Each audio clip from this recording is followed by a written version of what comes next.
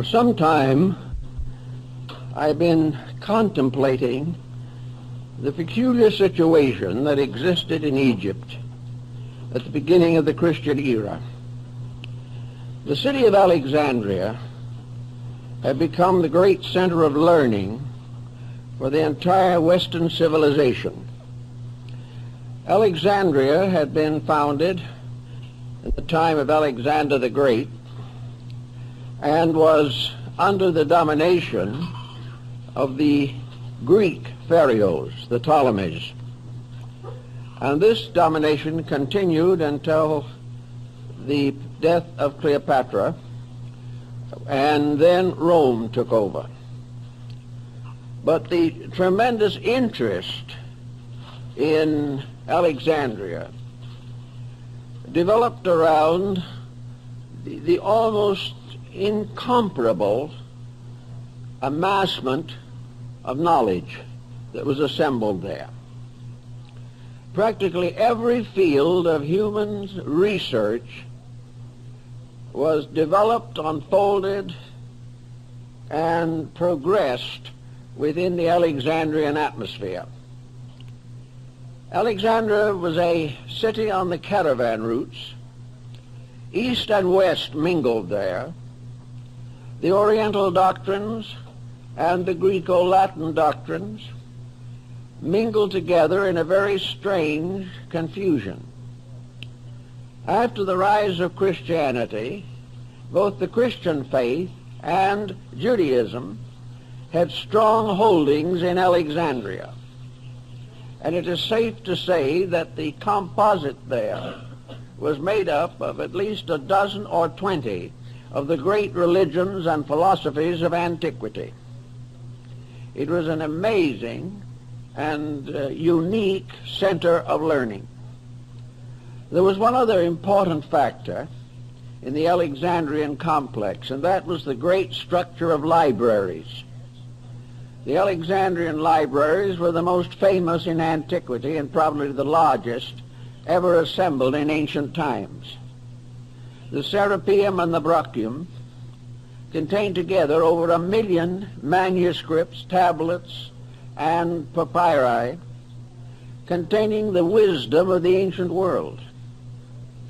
When these libraries were ruthlessly destroyed, humanity was deprived of perhaps more knowledge than we will ever realize or appreciate. The destruction of these libraries also closed off our knowledge of the source of Alexandrian wisdom. It is quite possible that many ideas, beliefs, and doctrines which we now believe were invented in Alexandria were actually derived from the great research libraries, and therefore had a solid substance, but the substance has vanished and only legends and fables remain. It is interesting, for example, to realize that the first and major interpreter of the fables of Aesop lived in Alexandria. Also, we learn that from Hero, one of the custodians of knowledge in that time, the Alexandrians invented the first slot machine. They did not spread out candies, bars, or cigarettes. Believe it or not, by putting a coin in a small slot, you received a sprinkle of holy water. But our modern slot machine is based upon the Alexandrian model. Everywhere we find them, in herbalism, in medicine, in philosophy, in art, literature, poetry, these mysterious people that occupied this great Egyptian area were almost universally learned. We know, for example, that the entire structure of Hermetic thinking and the story of Hermes Trismegistus arose in Alexandria. And we also know that the Alexandrians must have had a considerable sense of prophecy. It was there also that the Sibylline books developed that prophesied the future of the world. It was Ptolemy of Alexandria that gave the world astronomy and very largely contributed to the rise of astrology. There were zoological gardens, there were ponds for fish, there were reserves to protect animals. There was just about anything and everything you can think of. And not far outside of the boundaries of Alexandria stood the great group of pyramids, which have remained to this time the wonders of the world. Very little is actually known about the pyramids. Contemporary records are very scanty. They are mentioned by Herodotus in the 5th century BC. But for the most part, no one has had an interest deep enough to attempt to investigate the circumstances surrounding the building of these great monuments. To this day, we really do not know why they were built, when they were built, and how it has happened that they have continued to intrigue human thinking for so long a period of time. Perhaps the most simple beginning for the search for pyramids is to realize that the pyramid builders represent a period in the development of human society. Pyramids were built in many different places. Probably one of the most interesting groups right here on the Western Hemisphere, the pyramid towers and temples of the Aztec and Maya culture. A few years ago, enormous pyramids were discovered in central China. And we know that the ziggurats of Babylon and Chaldea were all part of this great pyramid building scheme of things. The shape of the pyramid changed considerably in the course of time.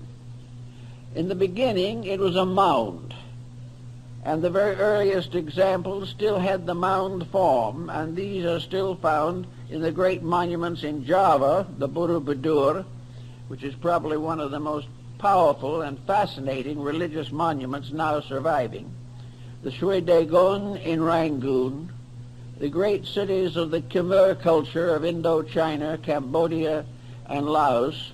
All of these have pyramid structures peculiar to them. Pyramids appear, foreshortened or otherwise, also in graphic art. And among the mandalas of Tibet, Mongolia, Bhutan, Korea, China, and Japan, the pyramid design occurs frequently and represents a basis of a great meditation picture. This has led some scholars to assume that the pyramids were meditation symbols, that they were created for the purpose of reminding the individual that there was a mysterious reality underlying all the temporal and changeable patterns of mankind. In the Asclepian dialogue, Hermes describes the fact that in a sense these buildings were memorials to the divine power. They bore witness to those times and those thoughts when the gods walked with men. They became part of a traditional heritage. And if we study Neoplatonism, we will come to the conclusion that the gods who walked with men were actually the gods in men, that it was a divine level of insight which resulted in the great architectural feedback which we know as the pyramids. Actually, the circumstances around them challenge our imagination. We know that whoever built the Great Pyramid of Giza was well acquainted with astronomy, that he had a very complete knowledge of the solar system and all of the wonders of the cosmic plan as revealed through the bodies and objects moving in the heavens. He knew the distances between the Earth and the other planets of the solar system. He knew the precession of the equinoxes. He realized the importance of the star groups. He already knew the decans and dodecanates of the zodiac. These things just do not fit into the general concept that we have of the state of the world when the pyramid was presumed to have been built. The only possible answer is, on this level, that at the time the pyramid builders labored, they had a knowledge among themselves that had not been distributed to the people. Even the rulers did not possess this knowledge. And that there was a cult or sect of architects and artificers, the builders of monuments, who knew the proportions and mathematics and had deeply imbibed from the wisdom of Pythagoras and Euclid. But even this isn't a complete explanation, for it is almost impossible to determine how this tremendous job was done. The idea that we have is far too trite. They thought that perhaps they were simply built as a result of slave labor in Egypt will not hold water. It is simply not sufficient. The amount of work that is involved in those monuments simply transcends imagination. Also, they require a skill and a group of instrumental aids, which we do not believe that antiquity possessed. So a great many persons long ago in Alexandria, and more recently right here now, have fallen back upon this supernatural hypothesis. When we can't imagine how a thing was done, we begin to believe that it must have been done by magic or some supernatural power or force. The Chinese have long believed that their Great Wall was built by the gods. They did not believe that any human being could build it. And it is only natural when we come into the presence of something that transcends our own abilities that we begin to wonder whether some strange esoteric means was involved, as in the case of the statues on Easter Island and many other such unsolved mysteries of antiquity. To fall back upon this supernatural theory is comforting to a degree, but it can lead us into serious complications, because we know that the Egyptians and other nations of that period were esotericists. We know that they had a knowledge of natural law far ahead of their time, and they had a responsibility for the use of natural law far ahead of our time. These people had a deep appreciation for the immensity and integrity of the universal plan. They had already discovered thousands of years ago that you cannot break natural law without suffering. They had never developed that strange type of egotism which impels us often to assume that God is depending upon us to take care of his purposes and plans. They did not think this. They realized or believed that they were the servants of an infinite reality.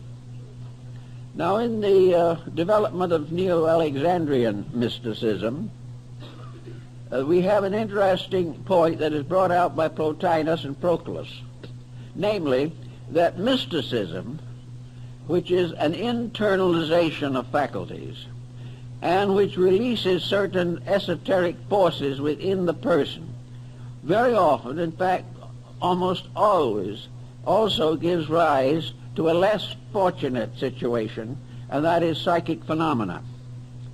The mystic is more inclined than anyone else to believe in the psychic factors of life. And because these are inconstant, and because most of them arise within the imagination of individuals, psychism leads to difficulties, even while mysticism leads to spiritual attainment. They are not the same thing.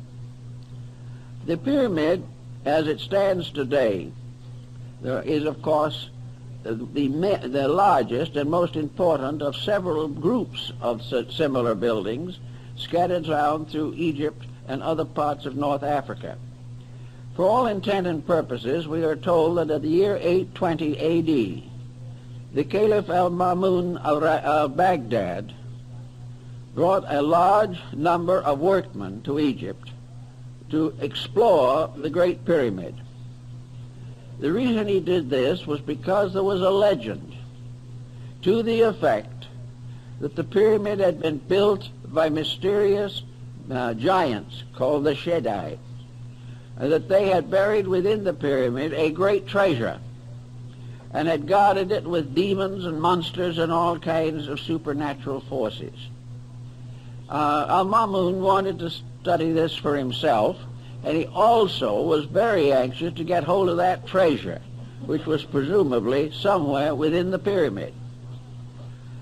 In order to gain his end, this son of the faithful brought with him workmen from Baghdad.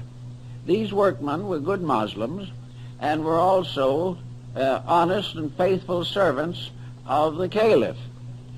But likewise, they had been induced to hope that were the treasure found, they would benefit also. In fact, they had been assured that such would be the case. And one day, in the early 9th century, the Caliph Al-Mamun stood at the face and base of the Great Pyramid. It was one shining surface. All of the capping stones were in place. There was no mark or opening anywhere on any of the four sides.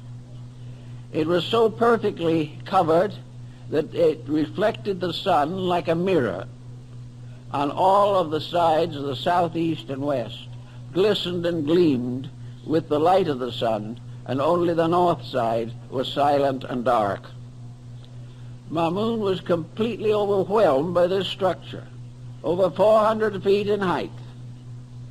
A shining pyramid-shaped body rising from a square base with four equilateral triangular sides. He just stood and looked at it.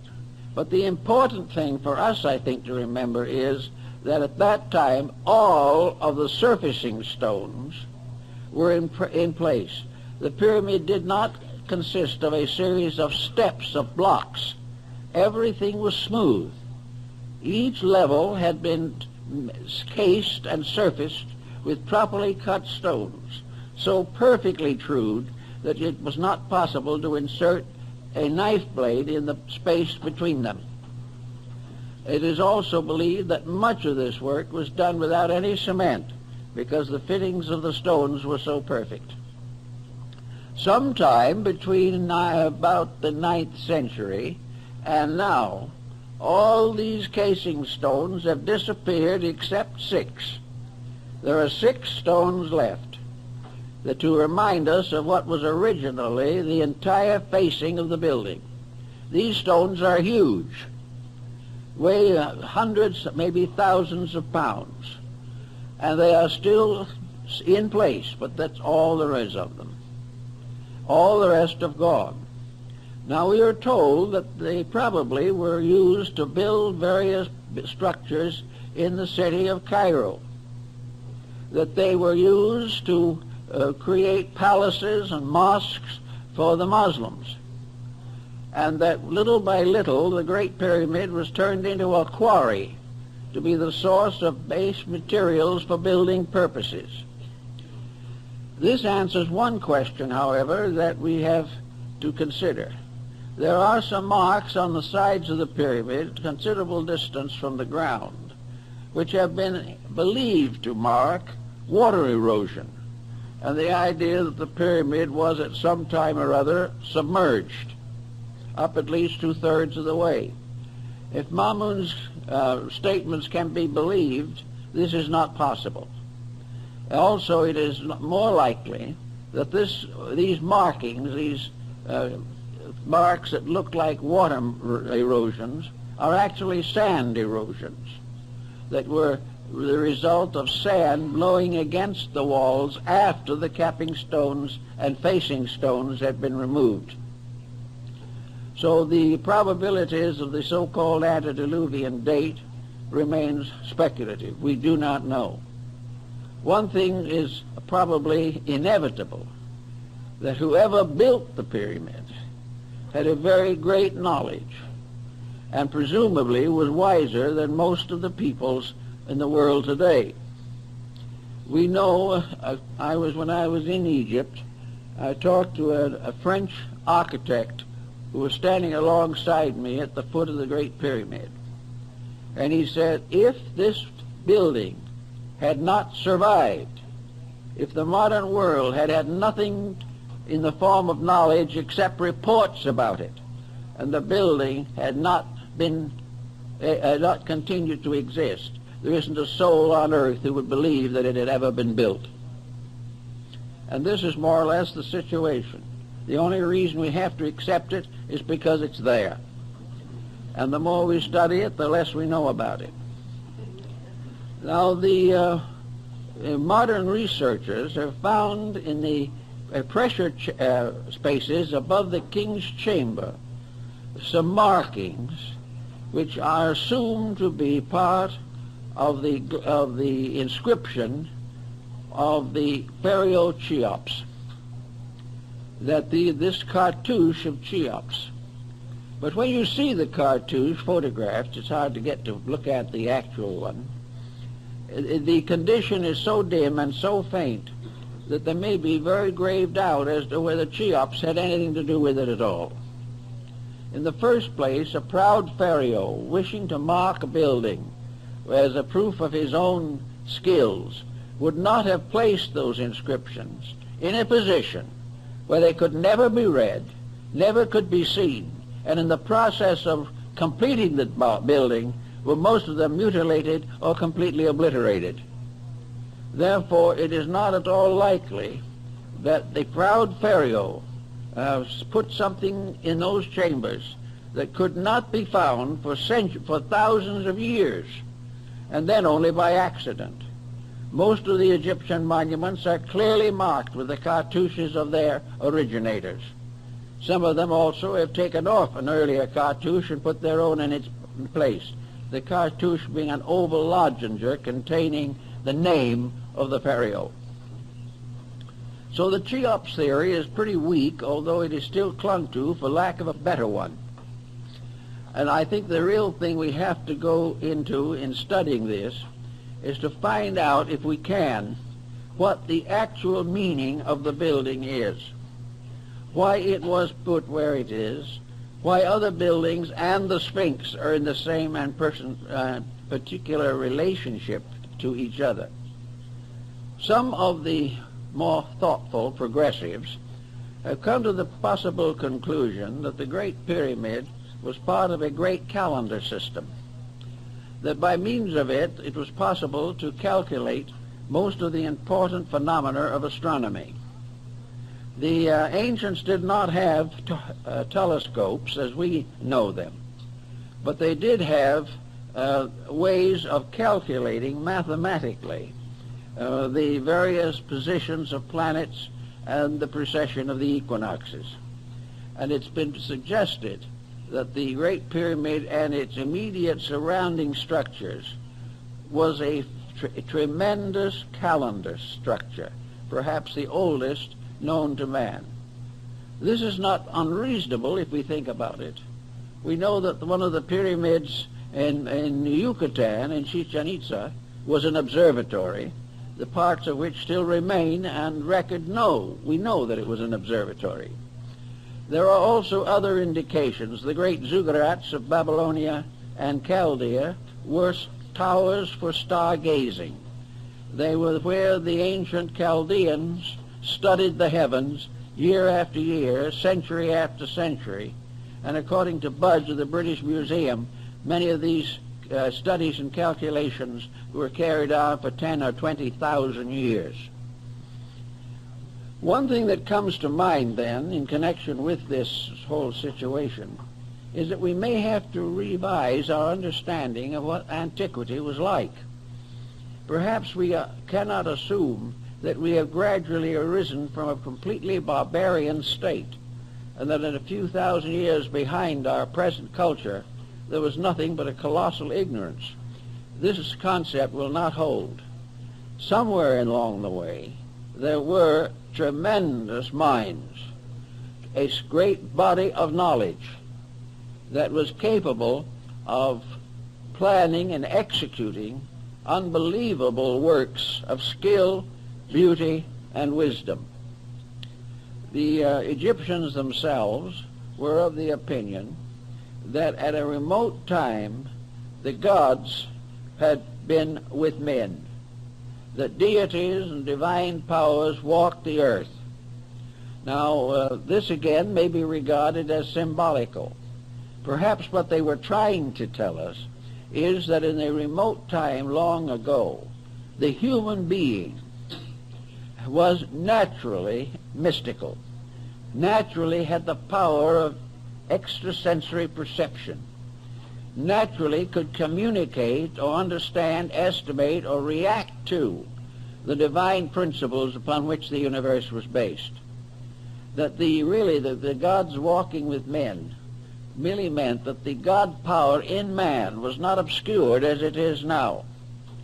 That gradually over a course of time, the material world has taken over. The ancient peoples had a very simple physical existence comparatively. There was no problem of population, no intensive competition in trade, and wars were comparatively limited to a few swashbuckling militarists. The people in general lived a very quiet and a natural life, completely dependent upon their insights into universal laws. Just as the American Indian, without any assistance from the outside, not only developed a profound mysticism, but evolved from within himself practically every law, rule, and principle necessary to the government of his affairs. The Great League of the Iroquois was probably one of the most important movements of international peace that the world ever knew, and yet it was developed and perfected by Indians sitting under trees, wrapped in skins of animals and with feathers in their hair. And yet these people, intuitively and internally, had a tremendous depth of insight. This depth of insight has been lost as the result of the individual being subjected to continual external conditioning. He is taught from childhood not to think for himself, not to search within himself for the answers to his problems, but to read them out of books and have them conferred upon him by physical educational processes. As a result of that, he has lost the power of direct contact with realities. His new philosophy, if you could call it such, is built entirely upon the opinions of his contemporaries and the interpretations by these contemporaries of earlier documents and beliefs. If we assume that the individual was a source of almost complete knowledge, that he had the skills and the abilities to intuit nearly everything necessary to his own survival, it is then quite probable that we are gradually going to learn that the leaders of this intuitive procedure were parts of a great sacerdotal group. You might be willing to call them the mysterious sages, the wise men of ancient times, the first ones of the earth who knew, and the giants of mind and thought who were upon the earth in those days. In any event, however, there was undoubtedly a tradition that descended into Egypt from a still earlier source, a tradition based upon an internal development of spiritual resources, a development which went back perhaps to India or to one of the ancient civilizations that have now vanished away. But by 4,000 or 5,000 or even 10,000 BC, there was a great knowledge in the hands or in the keeping of a few persons. And these few persons more or less set up the system of mysteries which operated in Egypt, Greece, and the Roman Empire. Now in this also, I think it is very important to bear in mind that the initiate system, which was the prevailing system in Egypt at that time, was based upon one tremendous point, a point which we have lost, a point which we have never really attempted to restore, but about which we have given considerable thought and consideration. The purposes of the mysteries, according to such initiates as Plotinus, Proclus, Iamblichus, Ammonius Saccas, and others, was very simple, that the individual should learn factually, truly, beyond question, beyond doubt, through personal experience, that death is an illusion. that immortality is the summit of man's problem, that the ancients not only believed in it, but kept this belief in secret, but developed a science by means of which they could communicate the fact and example and circumstance of death directly to another person. In other words, the initiates of the mysteries, according to the old concepts, were persons who had lived, died, and been born again in this world. In order to accomplish this, there was an elaborate ritual system, because upon the concept of immortality was built the entire problem of an enduring material culture in this world. If immortality was demonstrable, beyond question, not the result of communication, not because certain famous person had believed it, not because we wanted to believe it, or because it was written in sacred books, or anything of that nature, but because the individual who believed it had died, passed through the experience, and come back to life. This was the burden of the mystery system, was to prove conclusively that death was not the end of anything. Cicero marks this in his discussion of his relationships with life. Marcus Aurelius refers to it. But he refers to it, as they all did, as something known, not something believed.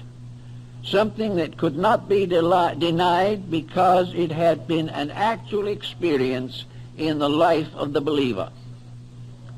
Thus, in the mystery system, in the Egyptian, which we are interested in the moment particularly, the Book of the Dead, which is a misnomer, part of the same type of misnomer that afflicts us in many other ways. The Book of the Dead, so called, the Egyptian name for which was not the Book of the Dead, but the Book of the Coming Forth by Day and of the Opening of the Mouth. This was the famous name in ancient times for such great papyri as are in the Museum of the British Museum, of the Papyrus of Ani and the Papyrus of Hanufa. These were great examples of the dead coming back to life through the mysteries. For the ancient philosophy of life was built upon an eternality of life. It was built upon the fact that the individual was for everlastingness, that he would go on. There was no end to him. There was no one converting people to this. There was no one preaching it or teaching it. In the mysteries, the candidate went through it himself as an actual fact. And as Apuleius tells us in the Metamorphosis, the initiate in the temple tread upon the threshold of Persephone, that is the underworld, and beheld the spirits. He went into the realm of death and returned again. Eugene O'Neill's play, Lazarus Laughed, is built upon this theme and is derived very largely from the ancient teachings. In the play, Lazarus, as had been raised from the dead by Christ, lived on for a time and was finally persecuted in Rome by the Emperor Caligula. And finally Caligula threatened Lazarus with death, and Lazarus laughed at him. The man who had died laughed at the man who thought he could kill anything. And this was the burden of the mystery, that the individual who knew, not because he could believe or have faith, but because through the rites, ceremonies, and esoteric practices of the temple, he lived through it and came through alive, and came out of darkness into light, knew as a certainty beyond question that there was no death. Now, we don't realize perhaps how important this point would be in the modeling of civilization. We do not realize how oppressive the concept of death is, and how the punishments of the dead in the theological systems, how they may torture or terrify the person. The main point was to establish the reality of survival and its associate belief, the consciousness or concept of rebirth. Rebirth was simply immortality, spaced out. It was a part of the everlasting, ever-livingness of everything that exists. The ancients, therefore, had very little fear of death, and something of the form of a mystical experience of this probably influenced the Christian martyrs in the Circus Maximus in Rome, when they died for their faith. There was something about it all that transformed a life of fear into a life of certainty.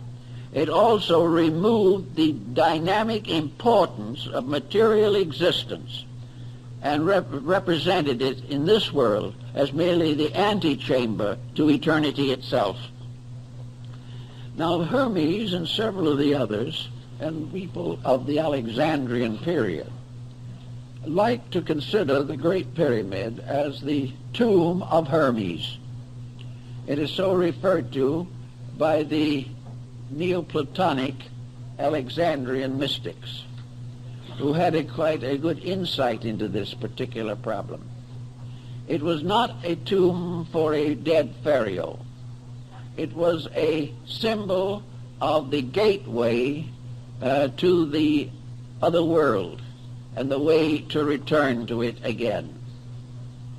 This initiation rite was undoubtedly sustained by the use of esoteric skills and powers that we know very little about at the present time. But it was believed that it was the tomb of wisdom, the house of the hidden places, the mysterious structure, which in a sense was a monument to eternity, standing upon the earth, pointing upward with a continuing point, so that everything below verged toward the top. And it was like a finger reaching up into immortality. The word pyramid itself is derived from pyr, meaning fire. Therefore, the building was flame-shaped. And in the times when the stones were all in place, it glistened like a glowing flame with its mysterious point upward. Also, it was a marker. In the Bible, it is probably the monument that was set up in Egypt, according to the Old Testament. In any event, the Neoplatonists and those of that period thought of it, likened it to a house of the second birth, the house where the individual who was born first into this world learned the mystery of it. And I believe it was Porphyry, may have been Plotinus, who said on one occasion that in human life, birth physically was the human being coming out of the womb into a body, and that this body itself became the womb of the second birth.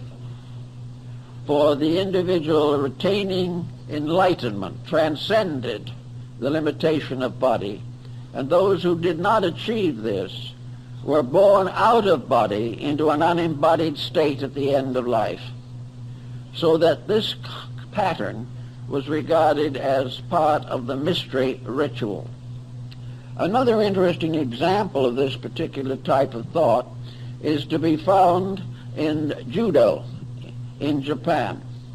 Judo and many other of the self-defensive arts of the Orient are concerned with a peculiar kind of courage, a courage which must be completely free from anxiety and fear. If the fear exists, the individual is weakened by the rise of a terror within himself, and therefore usually comes to disaster in his own day and in his own way.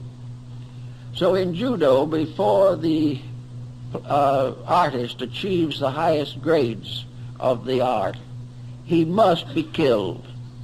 His teacher kills him.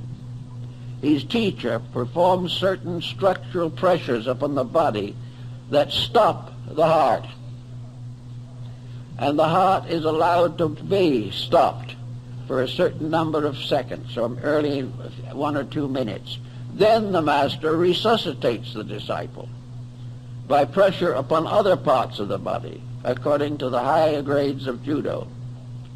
And in this case, the person who has been killed lives again, remembers and knows what happened to him, and realizes that his fear of death was ungrounded, that the fear of transition, which might make him a coward in this world, was simply an illusion of his own mind, that actually transition was just as normal, natural, and reasonable as any other aspect of life, and that there was no interruption. The individual never ceased to be an immortal being, whether in body or out of it. Now, the Egyptians apparently built on this very, very strongly. So did the Hindus. They felt or realized the tremendous significance of this realization that there was no termination, that there was no end, that the labors of a life were never lost, and that the achievements of a life were forever necessary, that the individual who had an idea that his virtues might go to oblivion with him was wrong, and the one who believed that his vices would go to oblivion with him, he also is wrong. There is an interruption of place, but not of state. There is an interruption in the sequence of relationships between the individual and the material body, but no interruption in the continuity of the life within that body. Thus, materialism, which has become more or less prevalent in our time, can be held responsible for a very large amount of the unfortunate pressure that bothers us today. Materialism sustains crime, helps to build a constant fear, makes the individual highly materialistic because he knows no other outlet, helps to build a constant fear, makes the individual highly materialistic because he knows no other outlet, and little by little the world comes to be afraid of life, afraid of the existence of which, in which it passes its days here in the world. Asclepius and Hermes in the dialogue pointed out that the time would come when Egypt, which of course was a symbol of the whole world, would forget its gods, that it would deteriorate, that it would depart from heaven, that it would build false images, false goals, and false purposes to justify its own errors, that it would go into a state of conflict with all other things, that it would waste the values of the earth. He points out definitely that the earth would be impoverished, the soil would be impoverished, that the humanity living would have no conception of its responsibilities, but would live for pleasure and profit alone. And as this happened, gradually the planet would become a desert, that everything that was useful would no longer be able to function or manifest itself. But that in spite of this, that something inside of the human being could not die. This eternal life that was recognized in the great mystery system went on. And also in the course of time, the life within the individual would revolt against the misconduct of his mind, emotions, and body. And when the great tragedy revealed itself to be the result of human selfishness, cupidity, and ignorance, the humanity would then go back to the gods, go back to the divine principle within himself, and create a new world emerging out of his own repentance, out of his own realization of his mistake, out of his own fear, perhaps, of the final destruction of himself and everything that exists. But nothing will be destroyed. It is all part of the illusion. It is an illusion which continues until the human being makes peace with universal law. When the human being accepts the governorship of the great values of life, he is then no longer subject to the infirmities of the flesh. If you look at the various sacred buildings of the world, you will notice that nearly all of them are symbols of aspiration and ascent. And for this we have to go back to the very primitive form of astronomy. The ancient astronomy divided existence into three levels, the lowest being the planes of elements, the second level being the planes of planets, and the third and higher level, the plane of the zodiac or the fixed stars. The universe had three great steps ascending, and the life of man consisted first of a descent, as in the story of the death of Tammuz in Babylonia, and finally out of the grave of materiality, a resurrection, a regeneration, and ascent up a ladder, Jacob's ladder, or the ladder of Muhammad, to ascend, as in the vision of St. John on Patmos, to the heavenly world that lay above the zodiac. This concept was a sort of skeleton upon which all of the philosophies of ancient times were built. And the simplest way of presenting this situation was by the mound, or the pyramid, which incidentally could be a tomb, because it would then become a witness to the fact that the being in the tomb was not really dead. The tomb became then a symbol of belief in the resurrection. It was a monument to prove that it was over the body only, and that the soul, mind, and spirit had ascended into a better world. This ascent was represented in India by the use of a cube and a pyramid. The pyramid was placed on the cube to represent the union of the material quaternary and the spiritual triad. It was an ascending problem. All through the present Buddhist world, graves are in the form of little stupas or pagodas with 5 levels to represent the ascent of life, and the headstone became a ladder to lead to the higher worlds and to bear witness to the fact that the person buried there knew his own immortality and would go on to freedom and liberation. The enlightened person was always represented by a grave marker, which was the symbol of immortality and not the symbol of death. In Cambodia and in many buildings, this particular concept was created by means of a cube and a sphere. And spheres were also placed in the Great Pyramid and have been found there. Small articles to represent levels or planes. To level truly the levels of stones, a small sphere was placed upon them. If it did not roll off, the stones were true. This sphere became a dome rising from a quaternary. And this dome itself became the symbol, as far as we are concerned, of the invisible causal nature which surmounts and overwhelms and dominates the material body. Therefore, a building with a dome is a symbol of the recognition of the power of the divine over the natural life of the individual. The body below was a cube, square, or a building of cubical structure. The dome was the symbol of the overshadowing of divinity. The overshadowing, the recognition that heaven moves like a great dome forever over the surface of the earth. The earth was the cube, the dome was the heaven moving above it.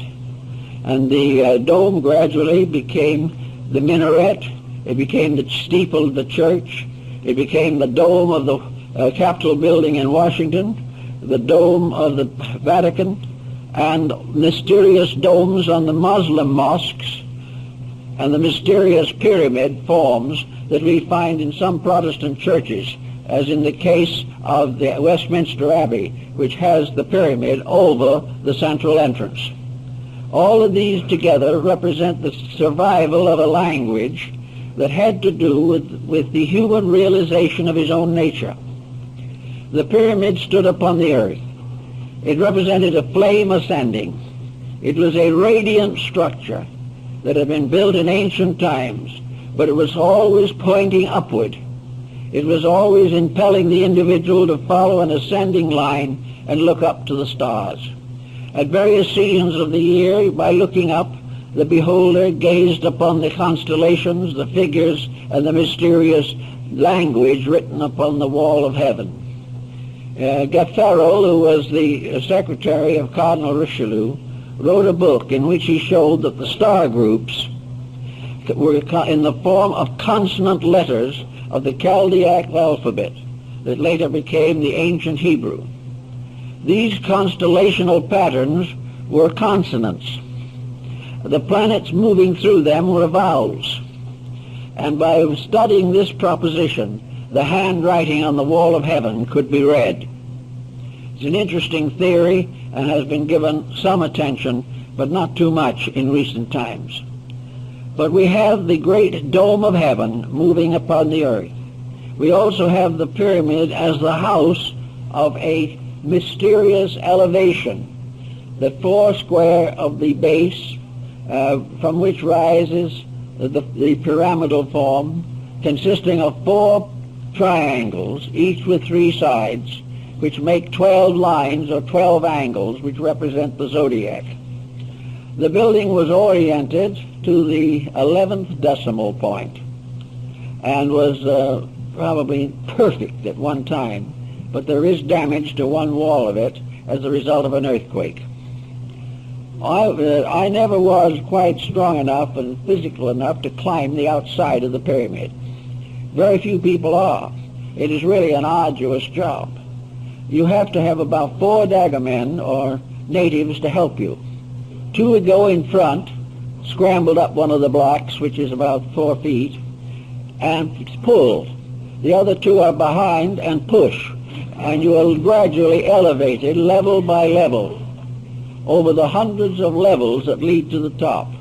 This is a little too much for the average person, especially in the desert where the temperature is apt to be well over 100. But I did go through all of the interior rooms, the King's Chamber and the Queen's Chamber, and as far as we could get in the grand passageways leading downward. One thing was very evident, and has been discovered, and that is that the inside of the pyramid, the temperature, is the mean temperature of the earth. For the average person, it is colder than Christmas. It is a constant chill, and it is a dead chill. There is no modifying circumstance. And many persons who come out of the pyramid into the heat of the sun have very serious colds and occasionally pneumonia. But this peculiar deadness inside was probably put there or achieved for a purpose. It was probably in this deadness that the transcendent or suspension of life in the ceremony of the coming forth by day was performed. The individual was in the tomb. He was attended by the priests. He was dead. And like the prodigal son, whose father said, "My son was dead, but he is alive again." Humanity was the prodigal son. There were 2 ways of growing in this world. One was to grow slowly by cause and effect and by the labors of living.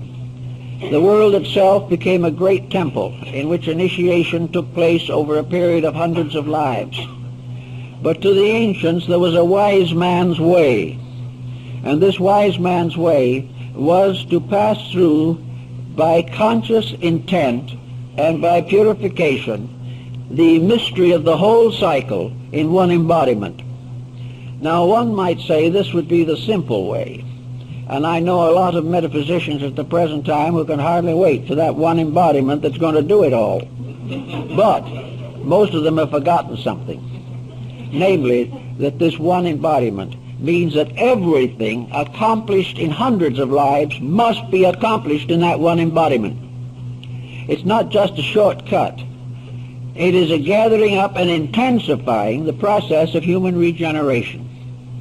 It means that the person must attain to a state by discipline, by dedication, and in accordance with universal law that qualifies him to receive this very important ritual.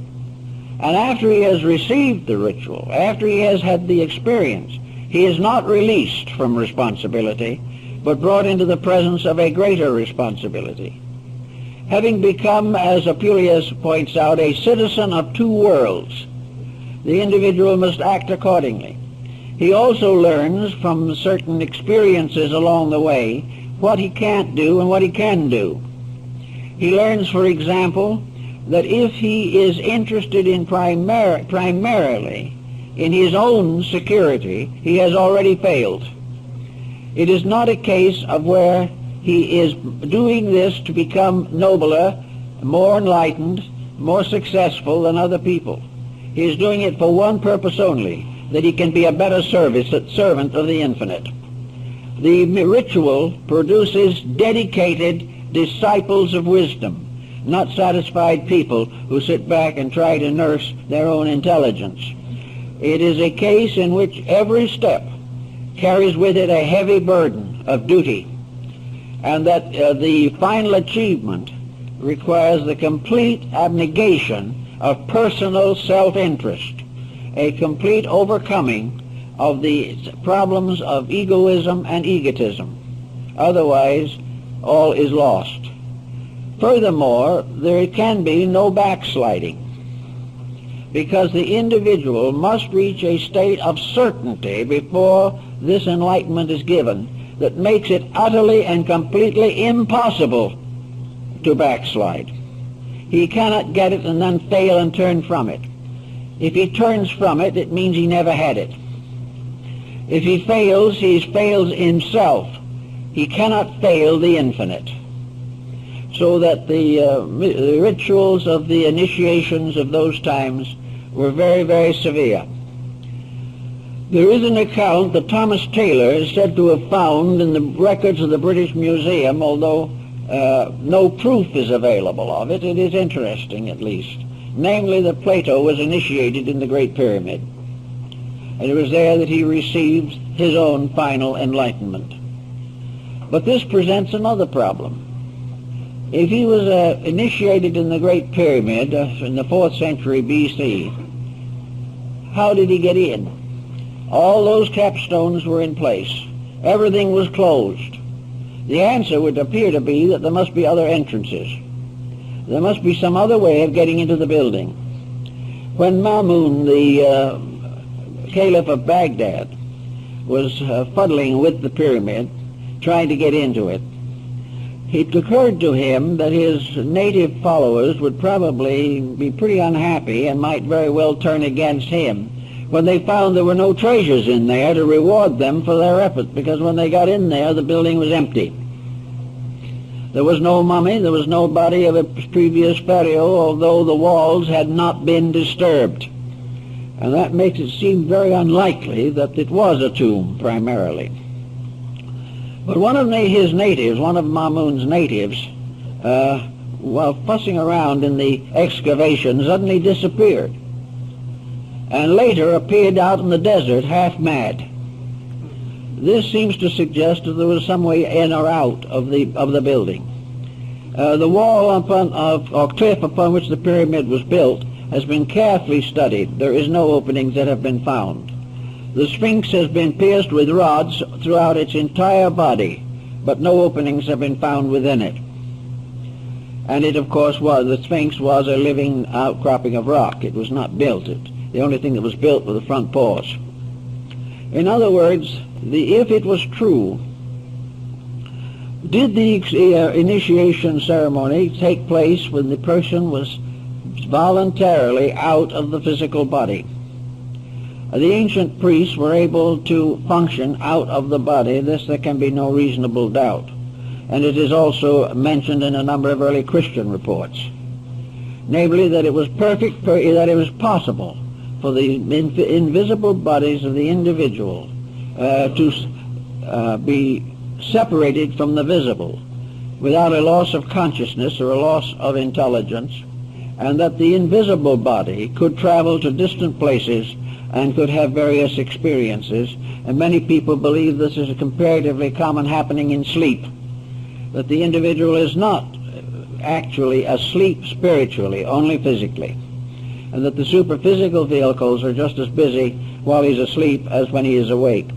But regardless of this particular point, it is possible that the initiations of the pyramid were given while the candidate was out of the physical body. If so, then there would be no problem of the difficulty of getting into the building. The superphysical vehicles could go through very easily. Another problem that arises in connection with the pyramid project is something that is coming along now, namely that the pyramid was some kind of a vibratory structure, radiating energy and having some strange virtue in itself, and that meditation upon the pyramidal shape produces certain changes in the human consciousness. The particular shape, angle, and tip of the pyramid, its proportions and so forth, having very definite significance. Now, this point is not original now.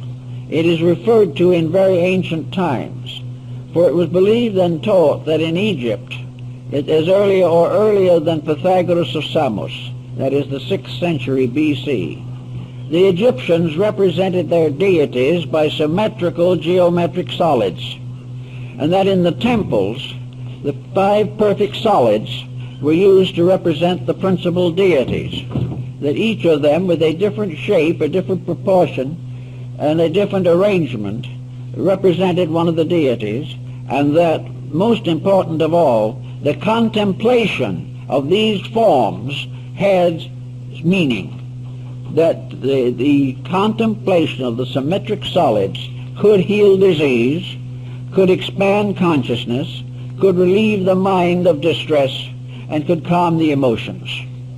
Each of these forms, then, was, in a sense, therapeutic, because perfect harmony is always therapeutic. If music as harmony can improve health, then we may say that the harmonic solids are a form of music captured in material like metal, stone, or crystals, and have the same effect as music, color, or any other therapeutic factor. Form and shape exercise a spiritual authority over the individual. Now, this was known to the Chinese, or at least believed by them, and we find traces of this in the I Ching. Most of all, however, we find in the Orient that painting and scenery, beautiful symbolic designs, mandalas, were particularly important in releasing the individual from the negative moods of life, that he was able to contemplate more fully, and by relaxing could take harmony into himself. One of the problems we face today is the constant pressure of inharmony. We live in a world in which very little is the way we wish it was. We are all constantly under the pressure of worry, anxiety, fear, despondency, irritation, aggravation. These things press in upon us all the time. We are also afflicted by the very appearance of our civilization. There is nothing more depressing than the average city, and there are very few things much more depressing than the average house, because people simply have not the insight or the understanding to build structures suitable to the release of their own consciousness. The individual concerned only with physical comfort may live in an environment which makes his spiritual nature completely uncomfortable. Also, public buildings now no longer have their foundation in the Dionysian artificers of old, who built buildings according to the laws of the gods and the geometry of nature. Today we build them largely to look like blocks of ice, because that is the cheapest way to put them together. They cost millions as it is, but they have nothing. There is no warmth, there is no real beauty, But finally, the average individual tries to put his own concept of beauty into them and looks at one of these atrocities and says it's wonderful. Simply because he has become accustomed to something that was not right, until he finally accepts deformity as normalcy. This type of thing the ancients didn't believe in. And probably the most perfect structure that antiquity knew was the pyramid. The pyramid had several advantages. First of all, it was simple. It had no details. It had no structural peculiarities that would distort or clutter up the fine mathematical proportion. It was a perfect example of geometry. It was in all its parts balanced, orderly, methodical. It was exactly what it appeared to be, and it was in all ways suitable for the sacred purpose for which it was intended. So this type of building had the simplicity of an almost archetypal reality. What most people do not realize is that ultimately the universe is very simple. It is man who complicates it. The universe is a simple process unfolding in its own way and has always been a direct unfoldment of principles. Man, however, has confused the issue completely. He has distorted and rearranged things for his own pleasures with no consideration for their essential natures or the principles for which they were intended. Recently, in Java, on Indonesia, a restoration process has been used on the Great Pyramid at Jakarta, known now as the Borobudur. This great Buddhist monument is another one of those mysteries. It is a pyramid. It is a perfect pyramid in a sense, but it represents a different philosophy of life. Therefore, it is presented with somewhat modified symbolism. Up to about 25, 30 years ago, this great monument, which is probably one of the largest religious structures on earth, was gradually fading away. The rock from which it was composed was weathering out of existence. The lack of adequate foundation was undermining its stability, and suddenly the world decided something should be done about it. So UNESCO started a program for the restoration of the Borobudur. And the job has been very, very well done at expense of many millions of dollars. But this great religious monument now stands as it was originally intended to stand. It is a pyramid that rises up through 7 levels, much like the ziggurat of Babylon and Chaldea. The upper or apex part of the pyramid of the Borobudur was a pagoda-like stupa or a reliquary with 2 rooms in it, which was empty.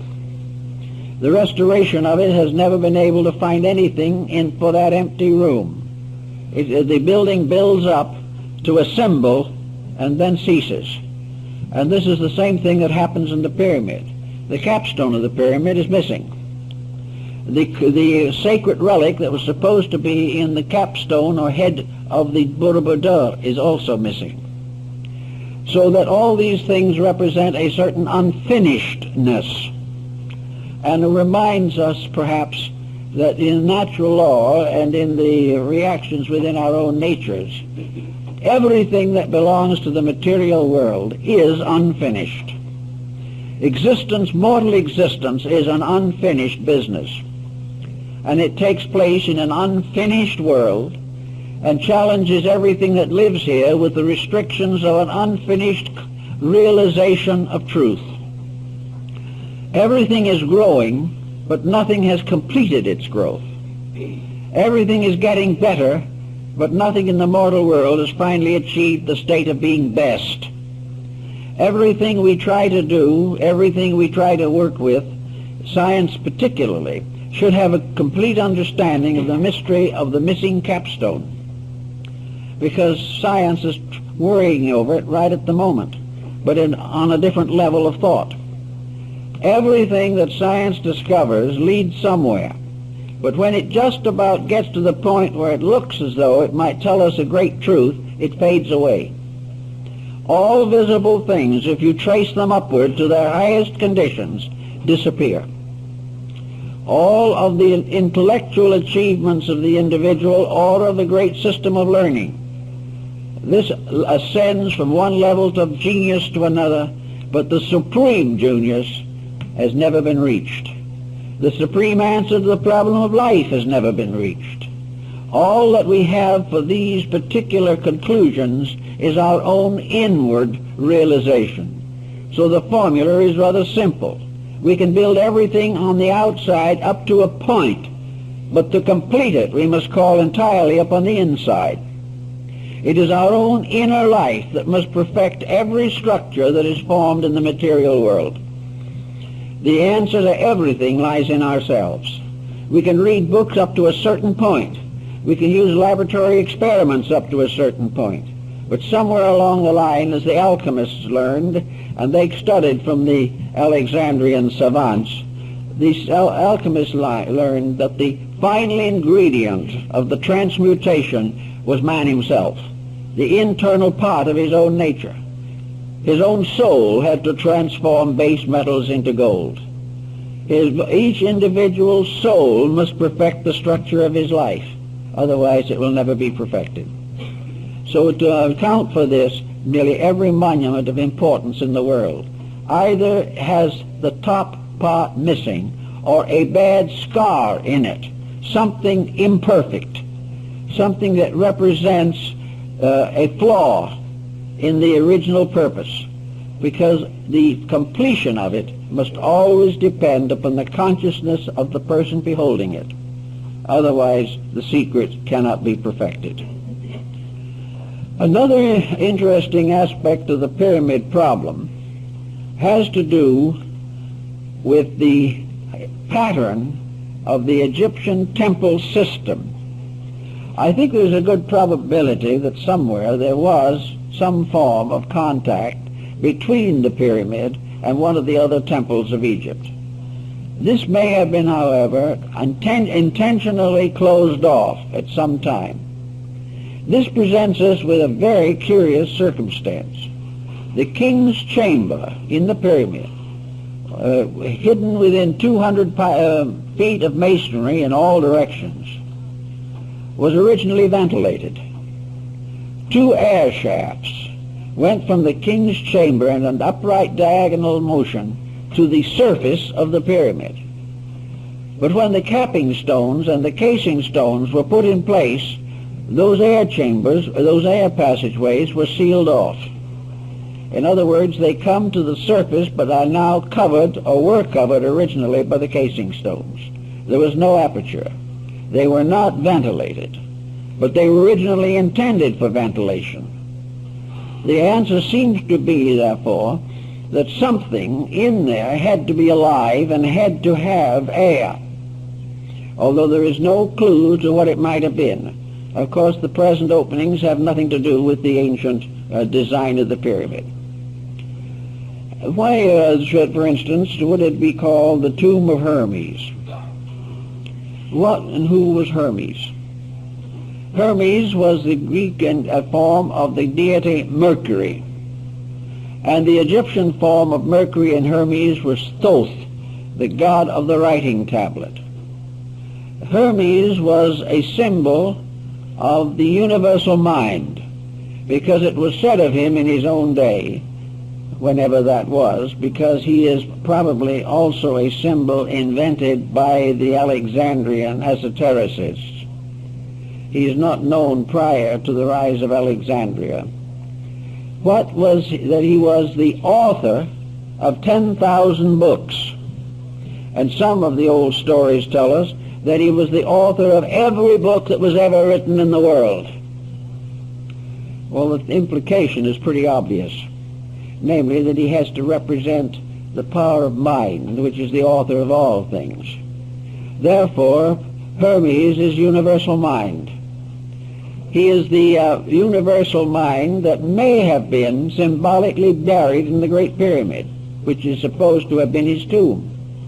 Not a burial, but the universal mind itself, which in turn might point out the idea of a universal symbolism, that the secret of the mind was built into the structure of the pyramid, and therefore the investigation of the pyramid could ultimately lead to the discovery of the nature of mind. In any event, however, Hermes, as the author of all the books in the world, became, in a sense at least, the symbol of the great esoteric schools. He became the scribe of the gods, the interpreter of heaven. He attended the psychostasia, or the weighing of the soul of the dead, in the great Egyptian mortuary papyri and paintings. And Budge and also Breasted of Chicago were perfectly aware that the Book of the Dead was a symbolic document, and that the symbolism of the death and resurrection of the soul in that book was based upon the rituals of the mysteries. Here we have a parallel, therefore, that we have to consider, namely that in the old papyri, the tomb of the deceased person was nearly always portrayed as a pyramid. It was a pyramid upon a square base, and the opening of the base was in the bottom, not on the pyramid top, in the square base. Therefore, the implication could be that there was an opening in the pyramid below the level of its foundation. But in any event, this ritual was the story of the soul's journey into the afterlife, and was a very complicated story in the Egyptian mythology. But it all was condensed into a fraction of its original length in a ritual performed by the Egyptian priests. Breasted told me that he was perfectly aware that it was a ritual when he translated these papyri. And this ritual was the ritual of coming forth by day. Those who die the ordinary death go forth by night, according to the Egyptians, and they wander in a kind of darkness, of uncertainty. They wander through a universe that is benign, wonderful, loving, but like an infant, they have no memory or no conscious thought of where they're going.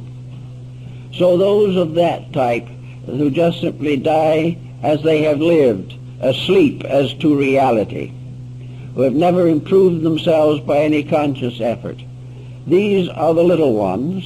They're not evil, they're not doomed for perdition, their mistakes will not prevent them from growing, but they are still unable to come forth by day, which means they cannot come forth consciously.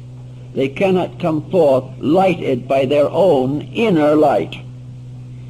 So they are the ones who must wait, or must go to the Amentet. The Amentet, or Elysian Fields, being the paradise of Egypt. The soul of the Egyptian who died went on into the other world and did what he did here. There is the story, of course, of the moneylender who died in Egypt in the old days. He was a good man. He was honest in his money lending. He never cheated anybody.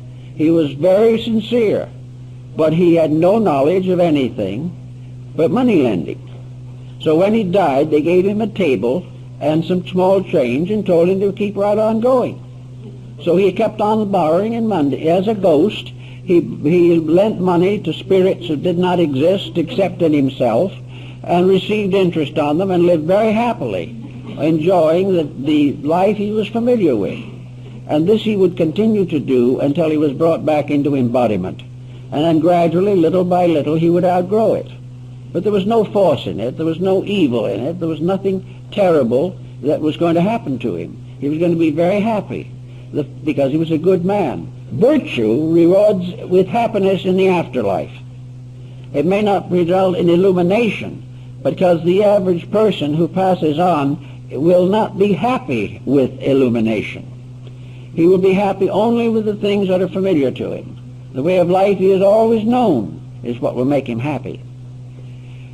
But after the initiation rites have been performed, the individual comes forth by day.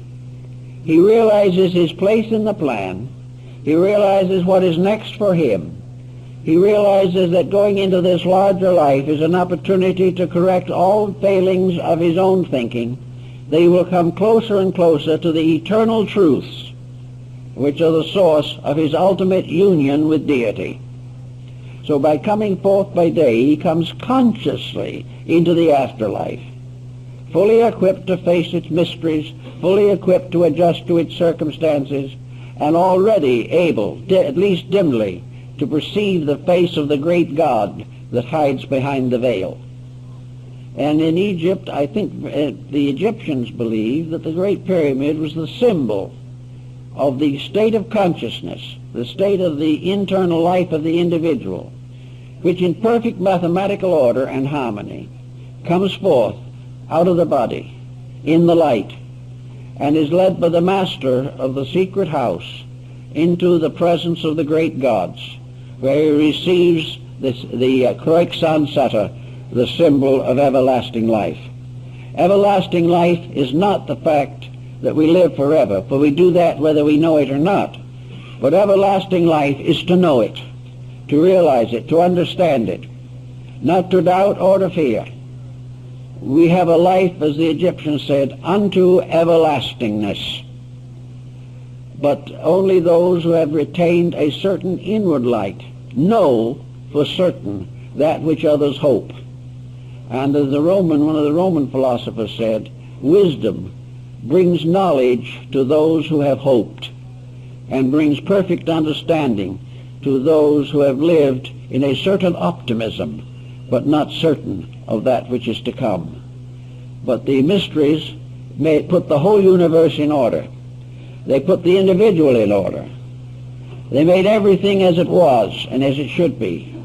And the pyramid, according to the Egyptians, was a testimony set up under the directions of deities and their architects and artisans, so that all men might know that forever and ever the great light, the great good, and the flame of aspiration would burn in man. And if as long as it burns in man, it will burn in the world. But if it goes out in man, it goes out forever. So the wisdom of the ancients was to continually introduce and initiate the worthy into the real purpose of the plan, to help them to understand the great dignity of life, the great value and virtue of obedience to law, and that forever the pact between heaven and earth was sealed by the symbolism of the pyramid. This is what the Alexandrians worked out and thought about it, and I think it comes rather close to the facts of the matter. Well, I guess that's all for today.